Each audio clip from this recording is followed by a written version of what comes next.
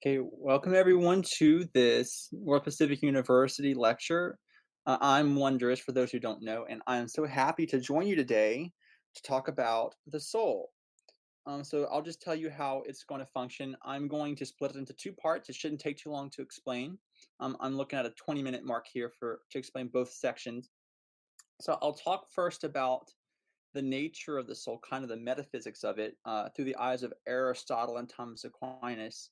And then I'll pause for questions. You can ask in voice or you can post them in the Agora text channel and I can get to them. We can have a conversation. And then I'll talk about sort of its structure and how it functions in the human being. And this is more going to be Aquinas talking about our passions and our intellect and all those aspects and how they work together. So that's kind of the map for today. And I'll say ahead of time, I am Roman Catholic, but this, of course, is an academic conversation. So it is not my place, nor is it my intent to try to push a faith on you or trying to proselytize. I am merely presenting and having on exposition the ideas for you to take as you will, just for knowledge, or if you want to engage them, disagree with them, that's perfectly fine. We are here to have a conversation, so I'm happy to do that. So I'll get started now. So the soul, we're going to start off with the metaphysics of it and what is it exactly. So it's based on a pre-modern framework of philosophy, going all the way back to Plato. And so starting with Plato, we have this sort of dualist understanding of reality, right? We have the material world, which is made up of matter, and then we have more of a conceptual reality, which would be, in his language, the realm of forms. So, what is a form exactly in the Platonic sense? It is pretty much a concept or a nature, and that, in his view, the human mind can come to grasp this form or this nature and know it, even though it's not physical. So, here's a common example. We know what a chair is, right? What is it used for? It's used for people to sit on. That's why it's made usually. But chairs come in all shapes, all sizes, and they're made of many materials. So you may have a metal chair, you may have a wood chair. And though their material substances are different, somehow they share in chairness, quote unquote, right? Like they serve a same purpose and they have a similar nature. And so, what is employing both those structures, the metal chair and the wood chair, is the form of chair.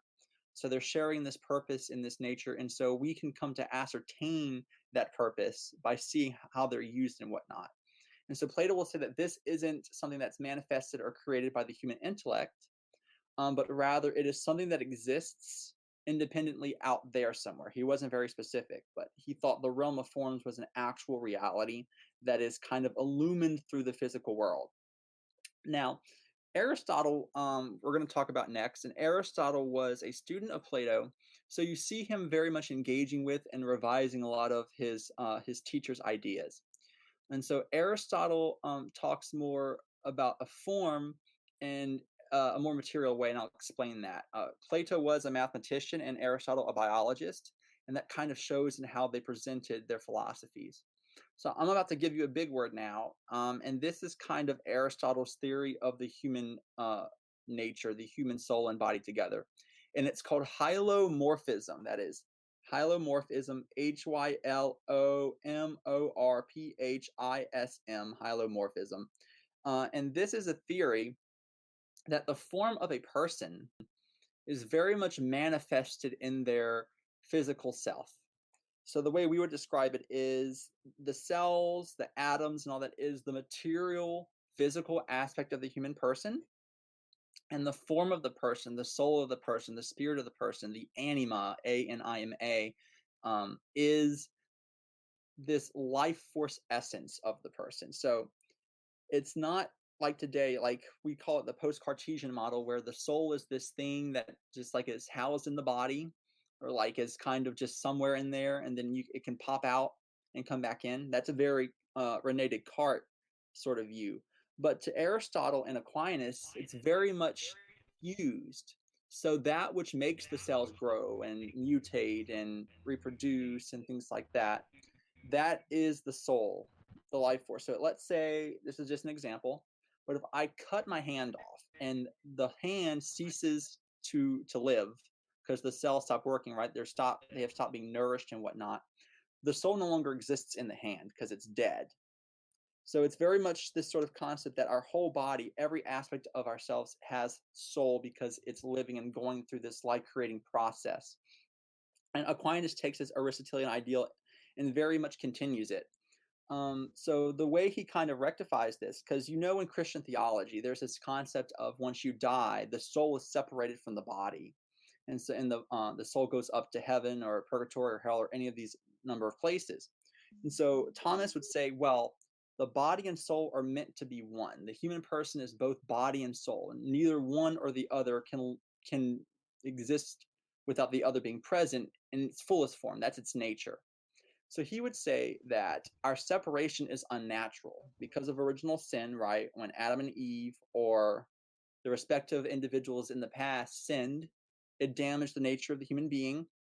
And so this separation by force of death came about, but that was not the original intent of the divine plan or of our nature. So he very much believes that the body and soul are unified and have to remain with one another by nature. That's the way they're designed. And when they're separate, that is damaging in and of itself. So you may get into questions like, well, if the soul is separate from the body, can it like see or hear or smell? And Aquinas would say no. He would say that mainly the soul includes the intellectual capacity and that our ability to know, to reason, and things like that are what are proper to the soul. Now, if you take into account modern biology and psychology, you know that, of course, the brain is where reasoning occurs, knowing, understanding, and processes of controlling the body. And so it's interesting to see how those two ideas kind of mingle. I would say personally that a good analogy for that is the brain functions almost like an antenna. So think of a radio wave and it hits an antenna and then it proceeds to display the signal through speakers. And I kind of like to think of the brain in that way. So, like when we are in awe of a beautiful painting or a mountainscape or things like that, that we're perceiving the world with our eyes, but our brain is picking up on these more intrinsic properties such as beauty or wonder and things like that.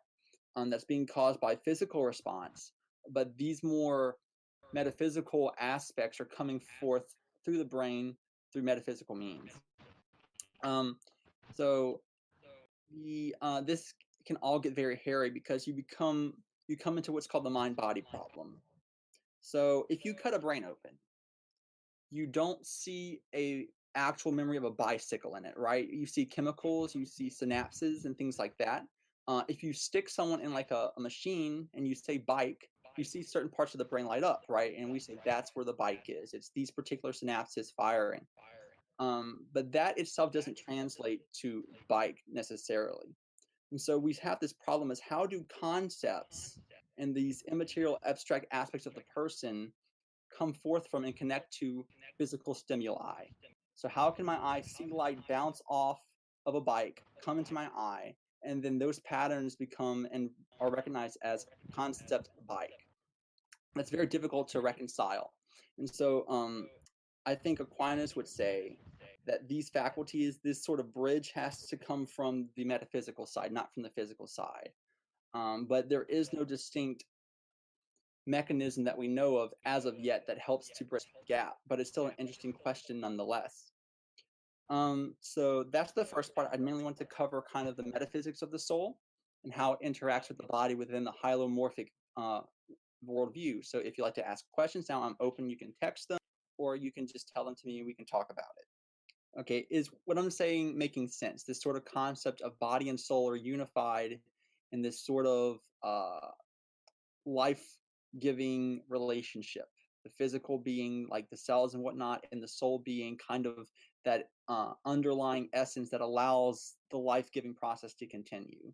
Okay, great. So seeing no more questions or comments, I will continue to part two.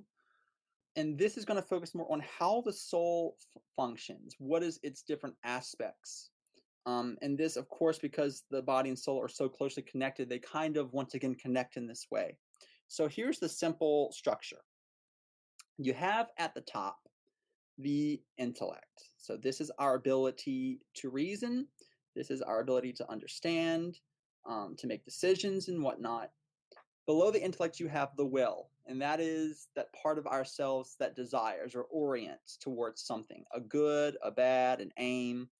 And then finally, thirdly, you have the passions at the bottom. And the passions are the emotions, the kind of the appetites, as Aquinas would call them, and that sort of um, animalistic part of ourselves, the things we experience kind of physically and internally. So, and they're named in that order because they are meant to, when aligned, to exist in that hierarchy. The passions are directed by the will, and the will is finally um, guided through the intellect or reason. So you'd say, within Thomas Aquinas's point of view, you'd say, well, what does the intellect come to know? It comes to reason about the good, so morality, or about the world through science, or about theology through divine revelation. So all these things are articles of the reason, which are the intellect's point of view and authority. So once you know what's good, once you know how the world is in a general sense, and you're always learning more, right? You then will something. You aim yourself towards something. And the will is kind of the analogy given is like the chariot driver, and the chariot driver is driving the passions. So through the will, you're able to kind of put your anger or your happiness or even your despair, these very deep emotional states or appetites, toward that which the intellect is pursuing. Uh, a critique within the Thomistic tradition of someone who doesn't do this would be the inverse. So the passions rule the will, rule the intellect. So someone who just kind of lives, you can almost say it's poking at Epicurean ideas, this sort of sense of trying to seek pleasure. If pleasure is paramount, then that's putting the passions above the will and the intellect. And so the passions are the ones driving everything else. So through your passions and through what you desire internally, you're kind of enslaving the will and the intellect to learn, to rationalize, and to kind of misperceive the world so that the passions can rule. And so that would be considered in the Thomistic view an imbalance or imperfect model, that it has to be the case that through human action, through excellence, through flourishing, a lot of these Aristotelian ideas of morality, that through trying to reach flourishing in the good, that the intellect becomes paramount, followed by the will, and then the passions. So the intellect is proper to the soul, that is the soul's domain. The passions are proper to the body. Um, and the will, I can't remember. I think it's also proper to the soul. So the soul's job is to govern, to bring order to the body, but it cannot exist without the body. It's not saying the soul is better than the body, because both are equally necessary and both are equally good or capable of good. So like modern ideas of the soul above body, these especially early Christians had these sort of ideas, and they were considered heretical because of it, because it kind of goes against this understanding that the body and soul together as the person is good, whole, and not as individual parts. So that's generally all I had on that point. I can expound more if you'd like, or I can answer questions or comments on anything that's been stated thus far in this basic framework. Okay, Rakota. So Rakota asked about utilitarianism. For those who don't know, utilitarianism is a moral theory that is trying to increase happiness. So it very much focuses on efficiency and trying to make sure that happiness is equally spread throughout. So it almost has an analytical bent to it. So the thing about utilitarianism is that it came after Thomas Aquinas, because Aquinas is working off of virtue ethics. Um, I would say utilitarianism would be problematic because it kind of tries to, I don't know, to take an empirical approach to the moral question. So I would say, this is my opinion, but I would say Aquinas would reject utilitarianism altogether because of it. It's trying to work with efficiency instead of moderation and kind of these more personal aspects. So I don't know if I could reconcile utilitarianism with this framework of intellect, will, and passion. Um, I would say, though, if you're trying to use a utilitarian point of view in a given question, I think it's definitely the intellect doing it, right? Because it is a reasoning of sorts. But I think utilitarianism has trouble with individualistic morality, right? It's good with talking about dealing with groups of people or society, but like talking about what should I do, I think it's hard to put values on happiness in that way. So I would generally say that the reconciliation would fail because of that, but that's just my opinion. Yes, Thomas Aquinas was considered kind of the paramount of medieval philosophy, at least by the church. Quote unquote, the Second Vatican Council considered him the perennial philosopher. That was kind of the term they gave to him. And a lot of Catholic philosophy is based on his framework. I would suggest, even after this, just studying Thomas's philosophies. It's so comprehensive and complex. I know I struggle sometimes to read him, but it's so rich and so well thought out. I find that I just think it's amazing, and it's very different from modern philosophy. So, if anything, it'll be unique and new to the mind. Good question, Rakota. Any others? What I'll do, kind of to continue on that utilitarianism question, is kind of provide some shading in about what virtue ethics are. So Aristotle wrote a document called the Nicomachean Ethics, and this is pretty much the central document that kind of explains virtue ethics. There's, of course, other documents and other philosophers, but this is the one that's usually pointed to. So Aristotle very much sees morality as a sense of moderation. You hear the golden mean usually referring to it. So let's talk about someone being courageous, right? If they're so courageous that they end up dying or that they don't think about themselves in the moment to where they're putting themselves at risk, then that's foolhardy, right? That's irrational. But then again, if they're so cowardly that they can't stand up for themselves or others and defend what they should, that's also bad. So we have a deficiency, which would be cowardice, and then an overabundance, which would be courage. So you want to go in the middle somewhere and be prudent about that scale. So the magic of virtue ethics is it's not like set down like a list of rules to follow, but it's always trying to find this medium between these different aspects of the human person.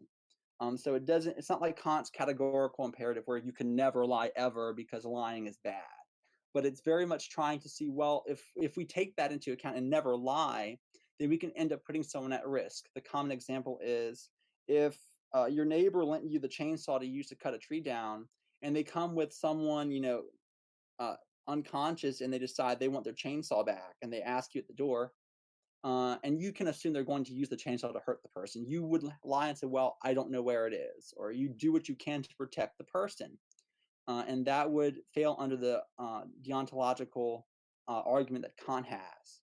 But in virtue ethics, you can work with it, right? Like you don't have to say, "Well, lying's always bad," but you take into account the situation, you take into account your character, and you try to strive to be a good person. Now, that's an abstract concept, but it can be reached through these sorts of experience by experience, trying to get to that point. Yes, Blue, that's a good example too. Harboring fugitives from a dictatorial regime. That's another good example. And quite a real one, right? During World War II. I thank God that most people were not Kantians in that regard and chose to have more deliberations about their actions then. I will say also the reason the soul is so important as a philosophical concept. Oh, Blue posted. Let's see. Okay, thank you, Lou. That's a good point because it helps me clarify. So, you see, death is unnatural to the human person.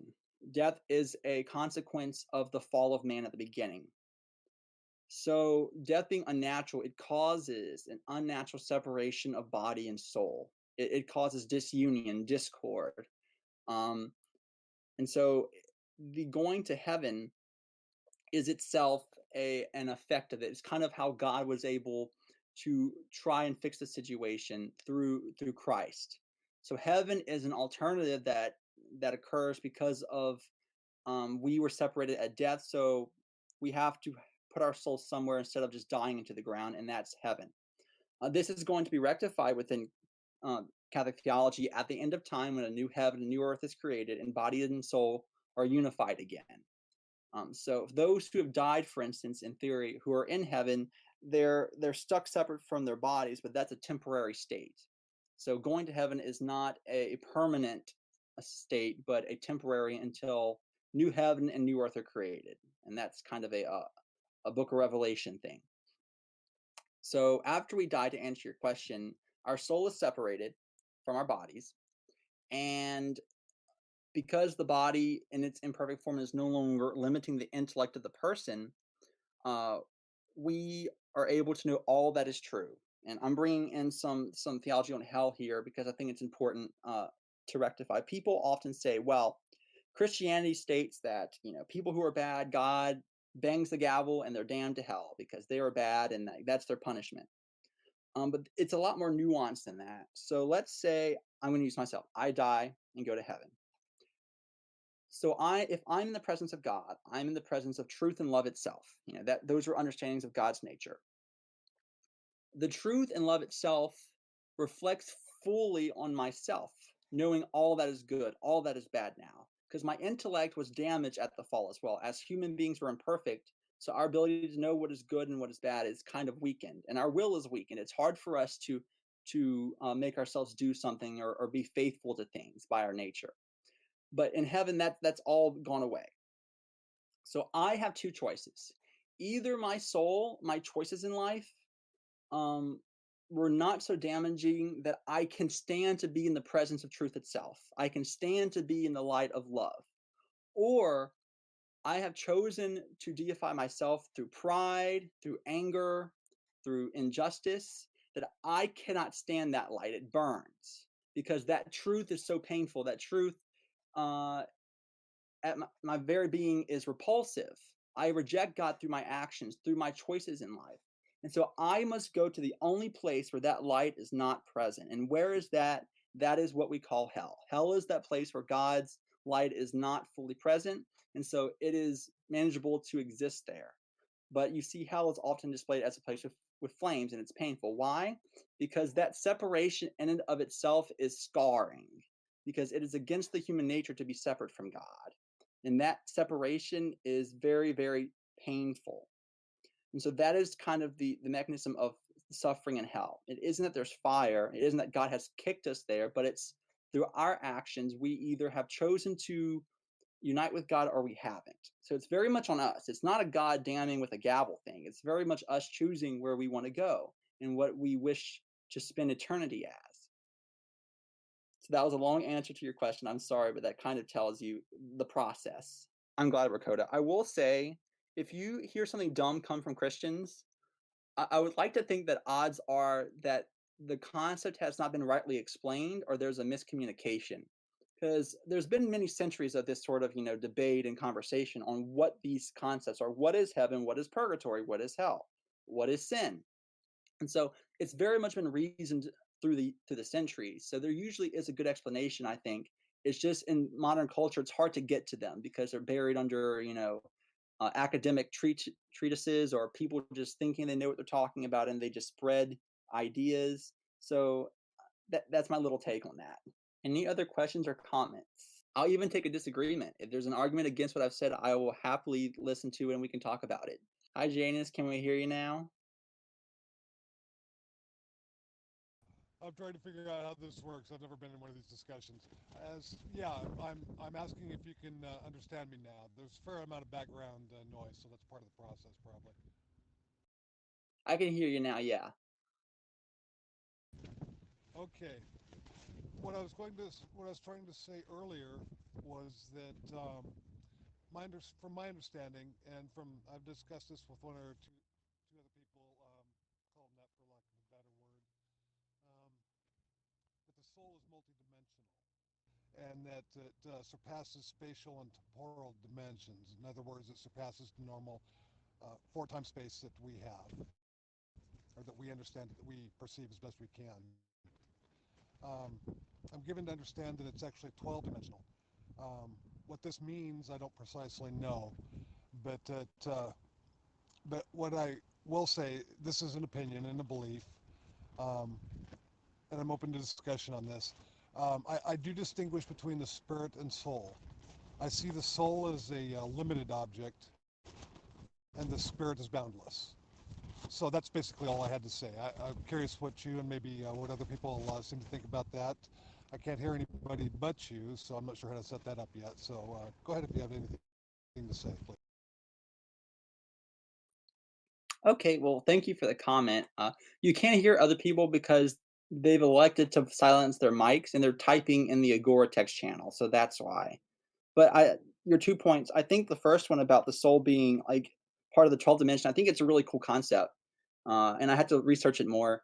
But my hang up with it is, I think when we try to, I'm very much a believer in faith and reason.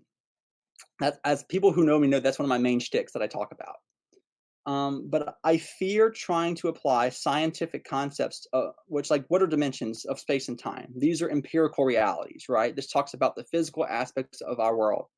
And it's good, it's true, it's necessary. Science is a good, and anyone who says otherwise, I would question their judgment.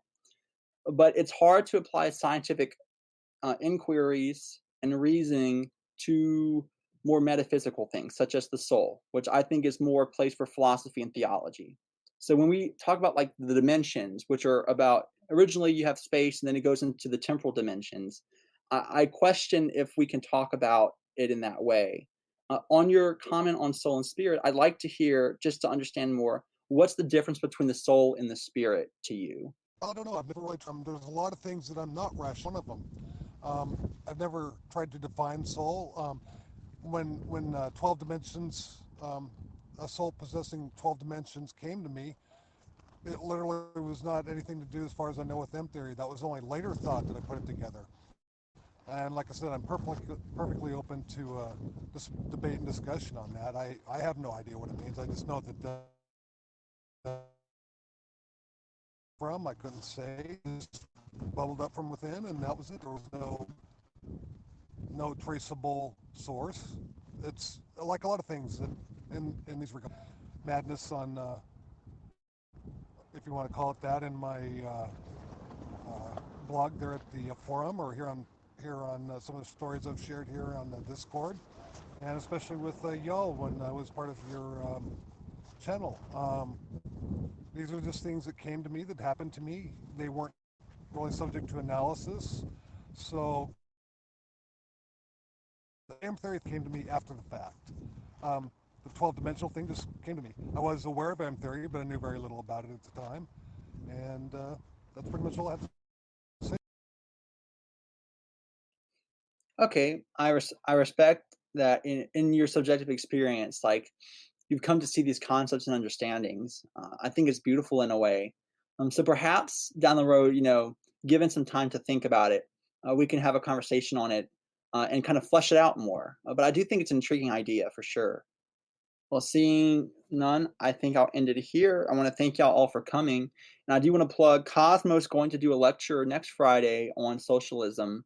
I think he's very, very much learned on the subject. He's passionate about it.